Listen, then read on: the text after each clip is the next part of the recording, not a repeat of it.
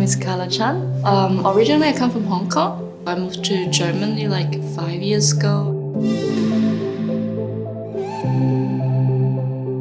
I'm showing a kinetic work that actually work with magnet and iron powder. So actually the magnet can move the powder on a paper. So you can see the powder is keep moving or keep, influencing what's happening on the paper. You can touch it and you can see it, evolve in a physical way.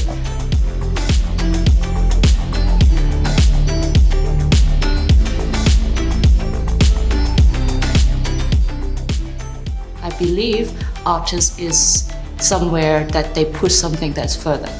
And I think that is exactly why I choose to go deeper to use technology, because this is something completely new to me. Because the technology is changing, so actually the medium is constantly changing. And I like this kind of like unlimited possibility that we can not really catch, but then every time you do something, it kind of very new and exciting.